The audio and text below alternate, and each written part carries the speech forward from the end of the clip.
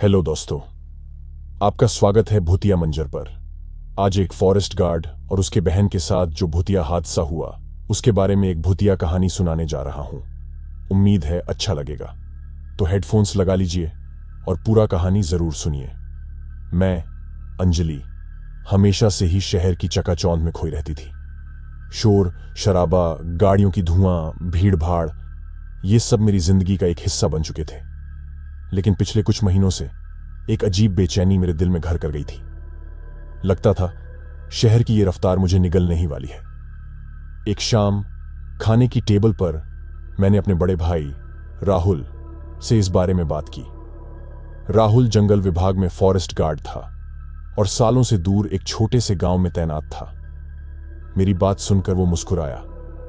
शहर की जिंदगी थका देती है अंजलि, उसने कहा। तुम्हें थोड़ा आराम करने की जरूरत है, क्यों ना तुम कुछ दिन मेरे साथ जंगल में आती हो। उसका सुझाव मुझे अजीब लगा। मैं जंगल से दूर भागना चाहती थी, न कि उसके करीब जाना। लेकिन शहर से भागने की इच्छा इतनी तीव्र थी कि मैंने राहुल को मना नहीं किया। कुछ दिनों बाद मैं राहुल के सरकारी बंगले पर पहुंच गई। बंगला छोटा था, लेकिन आसपास पेड़ों का घना जंगल था। दूर से पहाड़ों की चोटियां दिखाई दे रही थीं। पहले कुछ दिन तो मुझे सब कुछ अजीब लगा।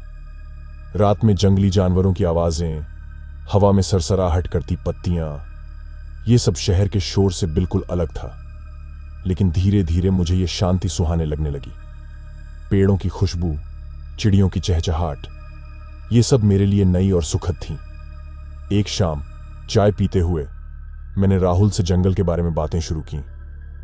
ये जंगल कितना पुराना है राहुल? मैंने पूछा। कई 100 साल का होगा, राहुल ने जवाब दिया। इस जंगल के बारे में कई कहानियां हैं। कुछ तो सच होंगी, कुछ शायद झूठी। क्या कहानियां? मेरा उत्सुकतावश सवाल निकल गया। एक कहानी है एक राजकुमारी की, जिसे उसके दुश्मनों ने इसी जंगल में मार डाला था। कहते हैं रात में उसकी आत्मा जंगल में भटकती रहती है। राहुल ने हंसते हुए कहा। बच्चे इसे डराने के लिए इस्तेमाल करते हैं।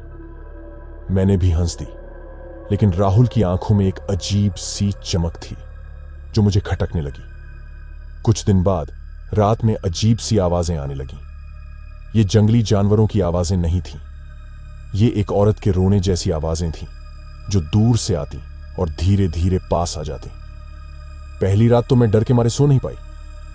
राहुल को जगाने का मन किया, लेकिन सोचा शायद कोई जंगली जानवर होगा। दूसरी रात भी वही आवाजें आईं। इस बार मैंने राहुल को जगा दिया। क्या हो रहा है? उसने नींद से भरी आवाज में पूछा। वो आवाजें, मैं घबराते हुए बोली। राहुल, कोई रो रहा है। राहुल उठा और खिड़की के पास गया।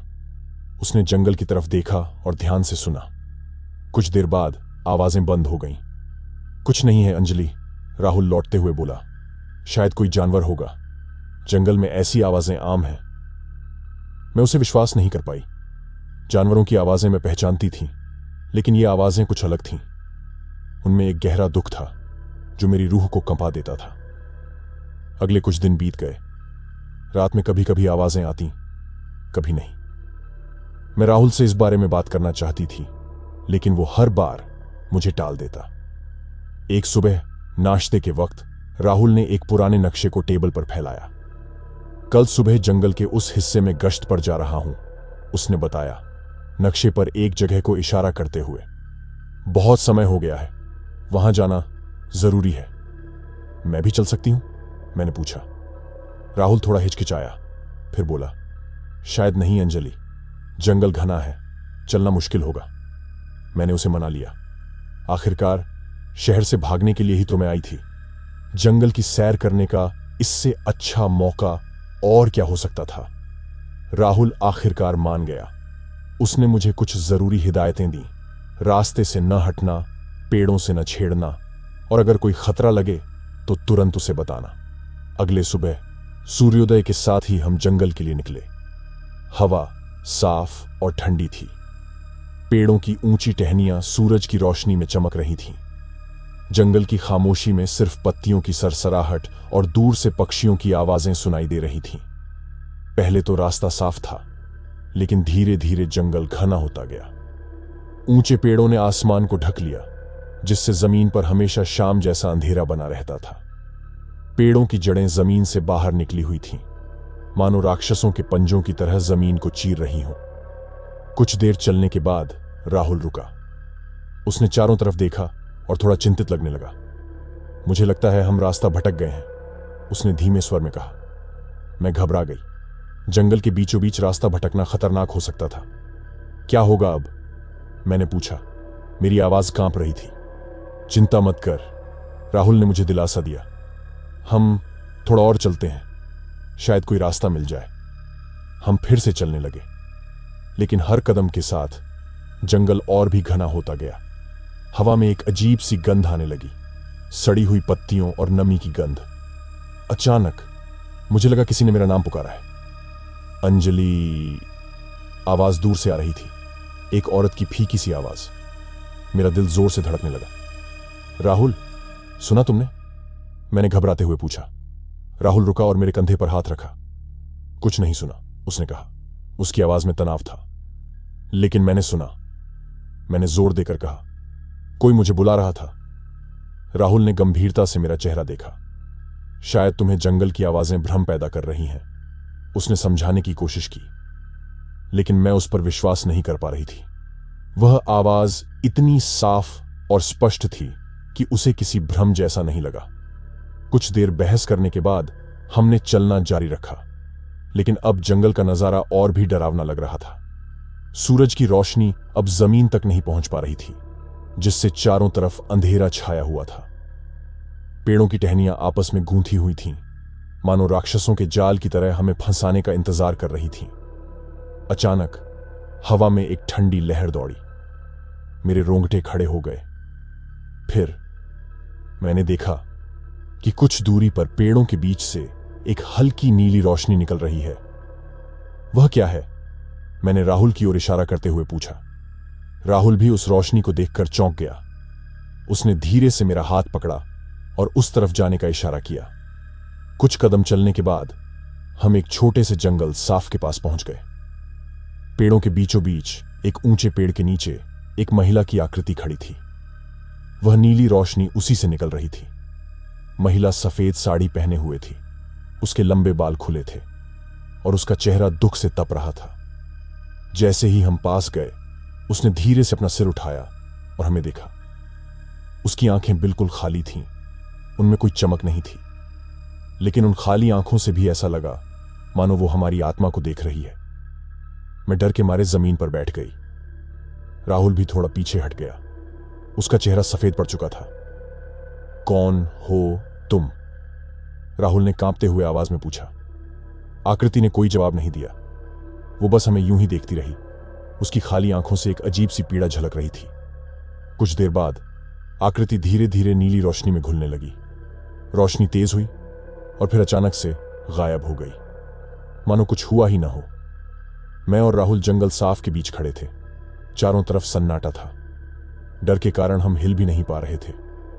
फिर मुझे अचानक याद आया कि मैंने क्या सुना था। वह राजकुमारी, मैंने कांपती आवाज में फुसफुसाया। वही थी ना?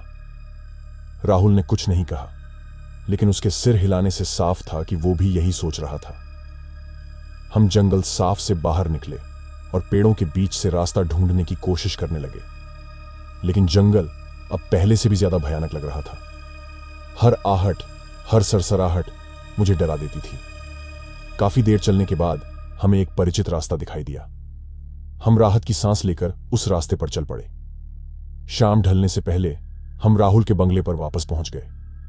मैं थक गई थी, डरी हुई थी और बुरी तरह से परेशान थी। उस रात के खाने के बाद मैंने राहुल से पूछ ही लिया, वह आत्मा, वो वाकई राजकुमारी की आत्मा थी? राहुल थोड़ी देर चुप रहा, फिर धीमे स्वर में बोला, हां, गांव वालों की कहानियों में यही बताया जाता है। सैकड़ों साल पहले एक दुष्ट राजा था जिसने अपनी ही बेटी को जंगल में मरवा दिया था। कहते हैं उसकी आत्मा आज भी जंगल में भटकती है, शांति की तलाश में। लेकिन वो हमें क्यों देख रही थी? मैंने पूछा। मुझे नहीं पता, राहुल ने स्वीकार किया। शायद किसी मदद की गुहार लगा रही थी। मेरे दिमाग में सवालों का तूफान चल रहा था। राजकुमारी को किस मदद की जरूरत थी? क्या उसका कोई अधूरा काम था? और सबसे बढ़कर, क्या हम उसकी मदद कर सकते थे? अगले कुछ दिन बीत गए। रात में कभी कभी आवाजें आती, लेकिन अब वे इतनी डरावनी नहीं लगती थीं। वे अब मुझे दुखी आत्मा की पुकार की तरह लगती थीं। एक रात सोते समय मैंने एक सपना देखा। सपने में मैंने एक जंगल देखा, लेकिन वो जंगल उतना डरावना नहीं था जितना मैंने असल में देखा था। पेड़ हरे भरे थे, फूल खिले हुए थे और पक्षी गा रहे थे। सपने में मैंने एक खूबसूरत राजकुमारी को देखा जो सफेद साड़ी पहने हुए थी। वह मुझ पर मुस्कुराई और बोली, मेरा नाम सोनिया है। मेरी आत्मा को शांति चाहिए। मेरा कंगन जंगल के उस हिस्से में खो गया है जहां तुम गए थे। उसे ढूंढो और मुझे लौटाओ। मैं चौंक कर उठी। सपना इतना वास्तविक लगा था कि मानो मैं सचमुच सोनिया से मिली थी। सुबह होते ही मैंने राहुल को अपना सपना बताया। राहुल ने ध्यान से सुना और फिर बोला, शायद ये कोई संकेत है। शायद हमें वापस उस जंगल साफ में जाना चाहिए। मैं थोड़ी हिचकिचाई। उस भयानक जगह पर वापस जाने का ख्याल भी मुझे डरा रहा था, लेकिन सोनिया की दुखी आवाज मेरे कानों में गूंज रही थी। आखिरकार मैंने जाने का फैसला किया। शायद सोनिया की मदद करने से ही उसे शांति मिल पाएगी। अगले दिन हम फिर से जंगल के लिए निकले। इस बार हम सीधे उस जंगल साफ की तरफ गए जहां हमने सोनिया की आत्मा देखी थी। जंगल पहले से भी ज्यादा घना लग रहा था। सूरज की रोशनी जमीन तक नहीं पहुंच पा रही थी, जिससे चारों तरफ अंधेरा छाया हुआ था। पेड़ों की जड़ें जमीन से बाहर निकली हुई थीं और हवा में एक सड़ी गंध फैली हुई थी। मुझे डर लग रहा था, लेकिन मैंने हिम्मत जुटाई और चलती रही। राहुल मेरे पीछे था, मेरे कंधे पर हाथ रखकर मुझे सहारा दे रहा था। पहले तो कुछ नजर नहीं आया, लेकिन फिर मुझे एक पेड़ के नीचे कुछ चमकता हुआ दिखाई दिया। मैं करीब गई और देखा कि यह सोने का एक सुंदर कंगन था। कंगन उठाते ही हवा में एक ठंडी लहर दौड़ी। चारों तरफ से पेड़ों की टहनियां हिलने लगीं और एक अजीब सी आवाज गूंजने लगी। मैं डर के मारे जमीन पर गिर पड़ी। राहुल ने मुझे उठाया और कंगन को पकड़ लिया। हवा में गूंजती आवाज तेज हो गई, मानो कोई क्रोधित हो रहा हो। पेड़ों की टहनियां आपस में टकराने लगीं और जमीन भी कांपने लगी। चलो यहां से, राहुल चिल्लाया और मेरा हाथ पकड़कर मुझे जंगल साफ से बाहर खींचने लगा। हम जितनी तेजी से भाग सकते थे भागे। पीछे से आने वाली आवाजें और पेड़ों की सरसराहट हमें और भी ज्यादा डरा रही थी। कुछ देर भागने के बाद हम थक कर रुक गए। पेड़ अब थोड़े कम घने हो गए थे और सूरज की रोशनी भी थोड़ी सी दिखाई दे रही थी। हमने पीछे मुड़कर देखा। जंगल साफ अब दूर दिख रहा था और वहां से कोई आवाज भी नहीं आ रही थी। हम दोनों हांफते हुए जमीन पर बैठ गए। डर के कारण हम कोई बात नहीं कर पा रहे थे। थोड़ी देर बाद राहुल ने मेरी तरफ देखा और कंगन को मेरी हथेली पर रख दिया। शायद यही वो चीज थी जो सोनिया ढूंढ रही थी। उसने कहा। मैंने कंगन को देखा। यह बहुत ही सुंदर था, सोने से बना हुआ और उस पर जटिल डिजाइन बने हुए थे। लेकिन अब मुझे उसमें कोई सुंदरता नहीं दिख रही थी, बल्कि एक अजीब सी ऊर्जा महसूस हो रही थी। अब क्या होगा? मैंने पूछा। नहीं पता, राहुल ने स्वीकार किया, लेकिन शायद हमें यह कंगन वापस देना चाहिए। मैं सहमत हो गई। हम जानते थे कि जंगल में वापस जाना खतरनाक होगा, लेकिन सोनिया की आत्मा को शांति दिलाने के लिए हमें यह करना पड़ा। अगले दिन हम फिर से जंगल के लिए निकले। इस बार हमने जंगल के उस हिस्से का पता लगाने की कोशिश की जहां सोनिया को मार दिया गया था। गांव के कुछ बुजुर्गों से पूछताछ करने के बाद हमें पता चला कि वो जगह जंगल के एक दूरस्थ कोने में स्थित है। वहां पहुंचने के लिए हमें कई घंटे चलना पड़ता। हमने सफर शुरू किया। रास्ते में कई मुश्किलें आईं, लेकिन हम हार नहीं माने। आखिरकार कई घंटों के बाद हम उस जगह पर पहुंच गए। यह एक सुनसान जगह थी। चारों तरफ ऊंचे पेड़ खड़े थे और हवा में एक अजीब सी सन्नाटा था। हमने एक ऊंचे पेड़ के नीचे कंगन को रख दिया। फिर हम कुछ दूर पीछे हट गए और इंतजार करने लगे। कुछ देर तक कुछ नहीं हुआ। फिर हवा में एक ठंडी लहर दौड़ी और पेड़ों की टहनियां हिलने लगीं। अचानक हमने सफेद साड़ी पहने एक आकृति को पेड़ के नीचे खड़े होते देखा। ये सोनिया थी। उसने धीरे से कंगन को उठाया और उसे अपने हाथ में देखा। उसके चेहरे पर पहली बार एक शांत मुस्कान आई। वह हमारी तरफ देखी और धीमी आवाज में धन्यवाद किया। फिर हवा में एक नीली रोशनी फैलने लगी। रोशनी तेज हुई और फिर अचानक से गायब हो गई। सोनिया की आत्मा भी उसके साथ गायब हो गई।